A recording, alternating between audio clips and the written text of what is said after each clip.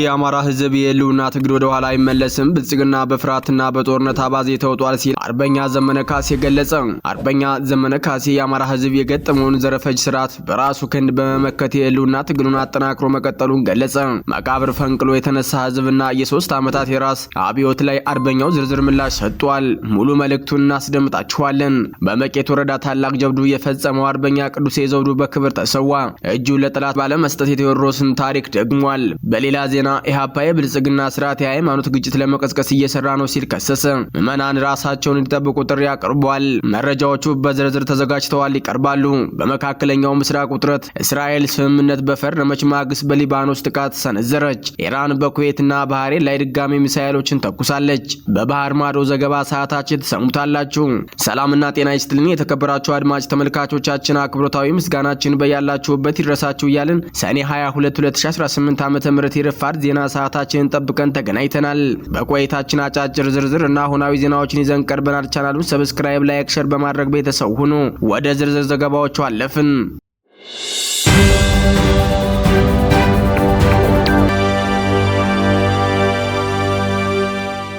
የአማራ ህዝብ የህልውና ትግል ወደ ኋላ አይመለስም፣ ብልጽግና በፍርሃትና በጦርነት አባዜ ተውጧል ሲል አርበኛ ዘመነ ካሴ ገለጸ። አርበኛ ዘመነ ካሴ የአማራ ህዝብ የገጠመውን ዘረፈጅ ስርዓት በራሱ ክንድ በመመከት የህልውና ትግሉን አጠናክሮ መቀጠሉን ገልጸዋል። መቃብር ፈንቅሎ የተነሳ ህዝብና የሶስት ዓመታት የራስ አብዮት ላይ አርበኛው ዝርዝር ምላሽ ሰጥቷል። አርበኛ ዘመነ ካሴ እንዳሳሰበው ዓለም ፊቱን አዝሮበትና ለጣ ፋንታው ትቶ በነበረበት እንዲሁም ጠላቶቹ መተን ቀብረነዋል ብለው ባወጁበት ወቅት የአማራ ህዝብ መቃብር ፈንቅሎ በመነሳት ራሱን አስከብሯል። ትግሉ ያለ ምንም ውጫዊ መካሪ ረዳትና የሐሳብ አበዳሪ ህዝቡ ከደረሰበት መከራ ተምሮ ራሱ የፈጠረው አብዮት መሆኑን የጠቀሰው አርበኛ ዘመነ ካሴ ባለፉት 3 ዓመታት ውስጥ ፋኖ በራሱ አቅም እፍኝ የማይሞሉ ጥይቶችን በመቶ ሺዎች በሚቆጠር ብር እየገዛ ታጣቂ ማስታጣቂም ራሱ ሆኖ ወደ ግቡ መገስገሱን ማረጋገጡን ገልጸዋል። ትልቁ ብሔራዊ ሀብት ሰው ነው ያለው አርበኛ ዘመነ ካሴ የፖለቲካ የታንክ የዲፕሎማሲና የሪዮት ዓለም ግርግር ሁሉ መቋጫው ለሰው ልጆች የተሻለ ነገር ማምጣት መሆን ሲገባው የብልጽግና ስርዓት ግን በገዛ ህዝቡ ላይ በሰማይም በምድርም እሳት እያዘነበ ይገኛል ሲል ከሰዋል። በዚህም አገዛዙ ብሔራዊ ክብርን የማያውቀው ስርዓት እንዲሆን አድርጎታል። በገዛ ህዝቡ ላይ እሳት የሚያነድ ዘረፈጅ ስርዓት ስለ ብሔራዊ ክብርና ሉዓላዊነት ሊያወራ የሚችልበት ሞራል የለውም። ሀገርን እያቃጠለ ሌላውን ኃይል በተላላኪነት ለመክሰስ ይዳዳዋል። ለግብጽ መለላክን፣ ለፕሬዝዳንት ኢሳያስ መሽቆጥቆጥንና ለህዋት መንበርከክን አብይና ቡድኑ እንጂ ፋኖ አያውቀውም ሲል አርበኛው ጨምረዋል። ፋኖ የትኛውንም የአማራ ህዝብ ጥቅም ለአንድ ግራም እንኳን ለድርድር እንደማያቀርብና የህዝቡ ህልውና ቅዱስ መሆኑን በውል አስምሮበታል። ፋኖ ካለፉት ዓመታት ትግልና ከብልጽግና ውድቀት መማሩን የጠቀሰው የአርበኛ ዘመነ ካሴ መልእክት የአማራ ኃይሎች የማንም ወኪል ሳይሆኑ የቀጠናዊ ዓለም አቀፋዊ ለውጦችን ሚዛን ጠብቀው የመጠቀም ስልታዊ ብስለት እንዳላቸው ገልጸዋል። ይህንንም ሲያስረዳ በሊማሊሞ ገደልን አናት በተወጠረ ገመድ ላይ አይናችንን ታስሮ እንኳን አመጣጥርን መራመድና ወደ ነገ መሻገር እንችላለን ሲል የትግሉን ጥንካሬና አስተዋይነት ገልጸዋል። በተጨማሪም ከሌሎች ኢትዮጵያውያን ኃይሎች ጋር የሚደረጉ ማናቸውንም ግንኙነቶችና ትብብሮች ለህዝብ ግልጽ በሆነ መንገድ እንጂ በአማራ ህዝብ ስም የሚደረግ አንድም ስውር እርምጃ እንደሌለ አረጋግጧል። የአገዛዙ ብልጽግና ፓርቲ ወቅታዊ ጩኸትና ፕሮፓጋንዳ እየጨመረ የመጣ ሲሆን ይህ ውሃ ምን ያስጮኋል ቢሉት በውስጡ ያለው ድንጋይ በሚለው ያበው ቢል የመሰለው አርበኛው በአሁኑ ወቅት የብልጽግና ኩሬ የሚያስጮሁት ሁለት ዋና ዋና ምክንያቶች ናቸውም ብለዋል። አንደኛው ፍርሃት ሲሆን የዓለም አቀፍ የቀጠናውና የሀገር ውስጥ ኃይሎች ከተባበሩ የስልጣን እድሜው በአንድ እጅ ጣቶች ልክ እንደሚቆጠር አብይ አህመድ ስለሚያውቅ በመደንገጥ ማምሻ እድሜው ለመግዛት ሌት ተቀን እየጮኸ ይገኛል። ሁለተኛው የጦርነት አባዜ በአብይ አህመድ ስሌት የአማራ የትግራይና የአፋር ህዝቦች ገና በበቂ አልደቀቁም። ስለዚህ በተገኘው አጋጣሚ ሁሉ ህዝቦችን ለመምታት ሰበብ እየፈለገ ሲሆን ነገ ጥቃት ሲሰነዘር ለዓለም ማህበረሰብ ተባብረው ሊያጠፉ ስለነበር ራሴን ለመከላከል ነው ለማለት አሁን የሐሰት ድራማ እየሰራ ይገኛል ሲል አስረድተዋል። ይህ የህልውና ትግል የአማራን እና የኢትዮጵያን ህልውና የማረጋገጥ ብቻ ሳይሆን ቢያንስ ለሚቀጥሉት 500 ዓመታት የጥይት ድምጽ የማይሰማበትን አዲስ ትውልድ የመፍጠር ታሪካዊ ተልዕኮ እንዳለው አርበኛ ዘመነ ካሴ ገልጸዋል።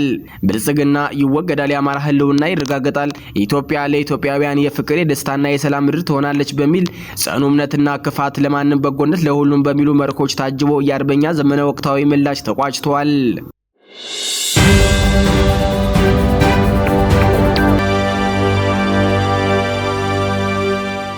በመቄት ወረዳ ታላቅ ጀብዱ የፈጸመው አርበኛ ቅዱሴ ዘውዱ በክብር ተሰዋ።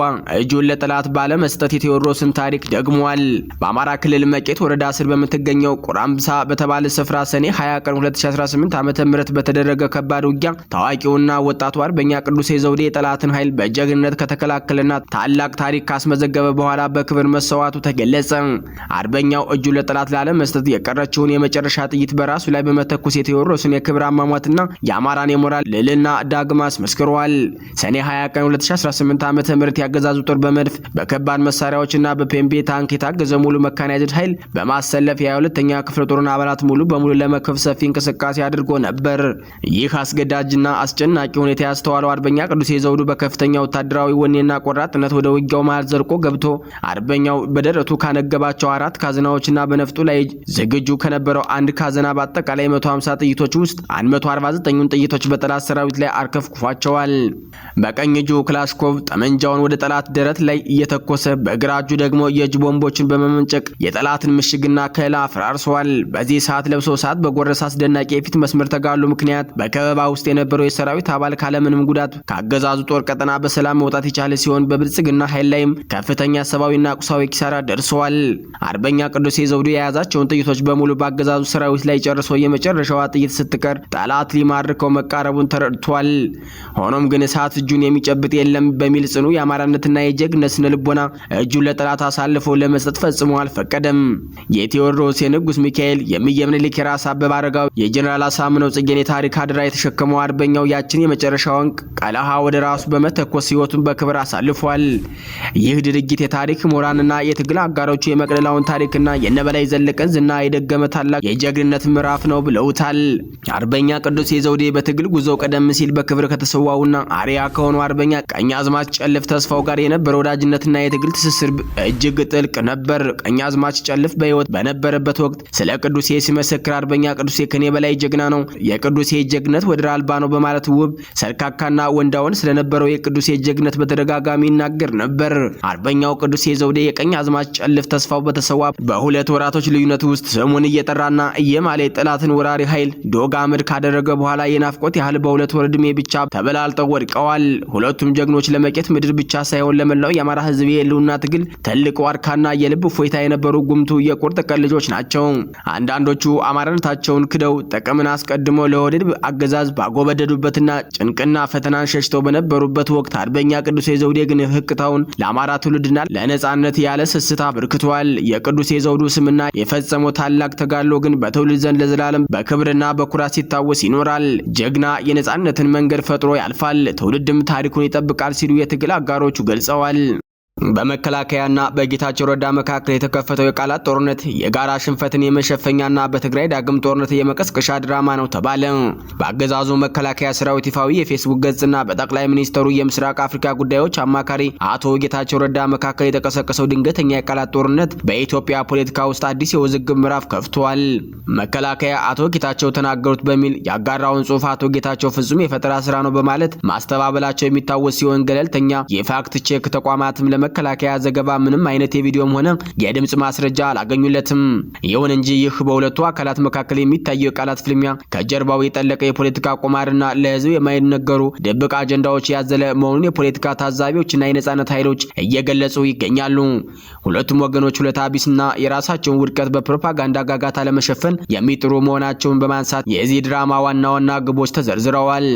የብልጽግና ስርዓትም ሆነ አቶ ጌታቸው የሚመሩት የህወሓት ስብስብ በአሁኑ ወቅት በከፍተኛ ወታደራዊና ፖለቲካዊ ቀውስ ውስጥ ይገኛሉ። በተለይም በአማራ ክልል በፋኖ ኃይሎች እየደረሰባቸው ያለው ተከታታይ ወታደራዊ ሽንፈት የብልጽግናውን አገዛዝ የቁልቁለት ጉዞ አፍጥኖታል። ይህንን በመስክ ላይ እየደረሰ ያለውን እፍረትና የቁጥጥር መላላት ከህዝብ እይታ ለመሰወር በአዲስ አጀንዳ የህዝብን ቀልብ ማዞር አስገዳጅ ሆኖባቸዋል። በመሆኑም በመከላከያና በአቶ ጌታቸው መካከል የተፈጠረው የቃላት ፍልሚያ የገጠማቸውን የጋራ መለጠጥ ለመሸፋፈን የታቀደ የፕሮፓጋንዳ ጭስ መሆኑ ይነገራል። የመከላከያ ሰራዊቱ ዘገባ ሆን ብሎ የአቶ ጌታቸውን ስብስብና የህወሓት ክንፍ በትግራይም ሆነ በሌሎች አካባቢዎች ያሉ የታጠቁ ኃይሎችን ሁሉ እንደሚመራና ተጽዕኖ ፈጣሪ እንደሆነ አድርጎ ለመሳል ሞክሯል። ይህ አይነቱ አቀራረብ ፍጹም ከእውነታው የራቀና በአሁኑ ወቅት የህዝብ እምነትና ወታደራዊ የበላይነት ያላቸውን የፋኖ ኃይሎች ሚና ለማሳነስ የተወጠነ ነው። ህወሓትን አሁንም እንደ ትልቅ የደህንነት ስጋትና አቅም ያለው አድርጎ በማቅረብ የፋኖ ህዝባዊና መዋቅራዊ ድሎች የማንኳሰስ ስውር ሴራ ይንጸባረቅበታል። በመከላከያ መከላከያ ገጽ ላይ የወጣውና የፕሪቶሪያውን ስምምነት የሚጥስ ታሪካዊ ክስተቶችን የሰሜን እዝን ጥቃት ከውጭ ኃይሎች ጋር የተደረጉ ጥምረቶች ወዘተ የሚቀሰቅሰው ጽሑፍ ዳግም በትግራይ ክልል ላይ ጦርነት ለመክፈት መንገዱን የማመቻቸት አጀንዳ ያለው መሆኑ ነው። የብልጽግናው ስርዓት የውስጥ ቀውስን ማስተናገድ ሲያቅተው ጦርነትን እንደ ማምለጫ መሳሪያ የመጠቀም ልምድ አለው። አቶ ጌታቸውና ቡድናቸውን ቢሆኑ በህዝብ ዘንድ ያላቸውን ተቀባይነት ማጣትና የውስጥ መከፋፈል ለመቅረፍ ሌላ የጦርነት ከበሮ እንዲደሰቅላቸው ይፈልጋሉ። ምክንያቱም ሁሉም ስልጣናቸውን የሚያራዝሙት በህዝብ ደምና በጦርነት ትርምስ ውስጥ በመሆኑ ነው። ሁለቱም ወገኖች የመከላከያ አመራሩም ሆነ የአቶ ጌታቸው ረዳ ስብስብ ለኢትዮጵያ ህዝብና ለሰላም ደንታ የሌላቸው ውለታ ቢስ ኃይሎች መሆናቸውን በተግባር አሳይተዋል። አሁን የጀመሩት የጋራ የፕሮፓጋንዳ ጋጋታ በፋኖ ኃይሎች የተበላባቸውን ወታደራዊ ቁማር ለመቀልበስና አገሪቱ ወደ ሌላው አውዳሚ የትግራይ ጦርነት ለመክተት የሚደረግ አደገኛ ቁማር በመሆኑ ህዝቡ ሳይደናገጥ ሴራቸውን ሊገነዘበው ይገባልም ተብሏል።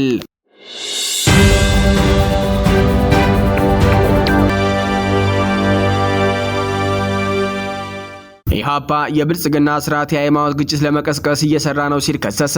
ምዕመናን ራሳቸውን እንዲጠብቁ ጥሪ አቅርበዋል። የኢትዮጵያ ህዝባዊ አብዮት ፓርቲ ኢህአፓ ሰኔ 20 ቀን 2018 ዓ.ም ባወጣው መግለጫ ገዢ ስርዓት ስልጣኑን ለማስጠበቅ ሲል ህዝብን እርስ በርስ ለማጋጨት የመጨረሻ ያለውን የሃይማኖት ካርድ እየተጠቀመ ነው ሲል ከባድ ክስ ሰነዘረ። ፓርቲው በዳንግላና በባቲ ከተሞች የተፈጸሙትን የሃይማኖት አባቶች አሳዛኝ ግድያዎችን በጽኖ በማውገዝ ምዕመናን ራሳቸውንና እምነታቸውን ከተደገሰላቸው ጥፋት እንዲጠብቁ ጥሪ አቅርበዋል። የሃይማኖት አባቶች ኢላማ እየተደረጉ ነው። በኢህአፓ መግለጫ መሰረት አገዛዙ ስልጣን ከያዘበት ጊዜ አንስቶ ለዘመናት በወንድማማችነትና በመከባበር አብሮ በኖረው የኢትዮጵያ ህዝብ መካከል ግጭትና እልቂት እንዲፈጠር ሆን ብሎ ሲሰራ ቆይቷል። ይሁን እንጂ ይህ እኩይ ሴራው ህዝቡን ባሰበው ልክ ማጋጨት ባለመቻሉ አሁን ላይ የሃይማኖት አባቶችን ኢላማ ያደረገ ጥቃቶችን ሆን ብሎ እያባባሰ መምጣቱን ፓርቲው አስታውቋል። ለዚህም በቅርቡ የተፈጸሙ ሁለት አሳዛኝ ክስተቶችን በአብነት ጠቅሷል። በዳንግላ ከተማ የሁጥባ መስጂድ ኢማም የሆኑት ሸሂድ ሱፊያን መሐመድ ወደ ቤታቸው በመመለስ ላይ ሳሉ በጥይት ተመተው መገደላቸው፣ በባቲ ከተማ ሰኔ 17 ቀን 2018 ዓ.ም የጓሃ ጽባህ አቡነ ተክለ ሃይማኖት ቤተክርስቲያን አገልጋይ የሆኑት ቄስ ፍሬው ሀብታሙ በመኖሪያ ቤታቸው ውስጥ በተከፈተባቸው ተኩስ ህይወታቸው ማለፉን ገልጸዋል። ከነዚህ የቅርብ ጊዜ ክስተቶች በተጨማሪ ቀደም ሲል በወለጋና በአርሲ ቀጠናዎች በኦርቶዶክስ ተዋሕዶ ምዕመናንና አገልጋዮች ላይ የደረሰውን አሰቃቂ ግድያና መፈናቀል ፓርቲው በመግለጫው አስታውሷል። በተጨማሪም በጦርነት ስም በመላው ኢትዮጵያ በሚገኙ አብያተ ክርስቲያናትና መስጂዶች ላይ የደረሰውን ከፍተኛ ውድመት እንዲሁም ፍትህ በጠየቁ ንጹሃን ዜጎች ላይ የተፈጸመውን የጅምላ እስራት ስርዓቱ የሃይማኖት ካርዱን በተግባር እያዋለ ለመሆኑ በቂ ማሳያዎች ናቸው ብለዋል። በእምነት አባቶችና በምዕመናን ላይ የሚደርሰውን ጥቃት ለማስቆምና ፍትህ ለማስፈን የሚሰራ መዋቅር ባለመኖሩ ህዝቡ ተደራጅቶ ራሱንና እምነቱን ሊጠብቅ ይገባል ሲል ኢህአፓ አሳስቧል። በተለይም የተደራጀ ጥቃት ሰለባ የሆኑ የኢትዮጵያ ኦርቶዶክስ ተዋሕዶ እና የእስልምና እምነት ተከታዮች ከተደገሰላቸው የጥፋት ሴራ እርስ በርስ በመከላከል ታሪካዊ የወንድማማችነትና የመከባበር እሴታቸውን አጠናክረው እንዲቀጥሉ ፓርቲው አደራ ብለዋል።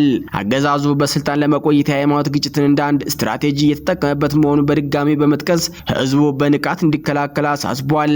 ሕይወታቸውን ላጡ የሃይማኖት አባቶች ለሼህ ሱፊያን መሐመድ እና ለቀሲስ ፍሬው ሀብታሙ ቤተሰቦች፣ ወዳጅ ዘመዶችና መላው ምዕመናን መጽናናትን ተመኝተዋል።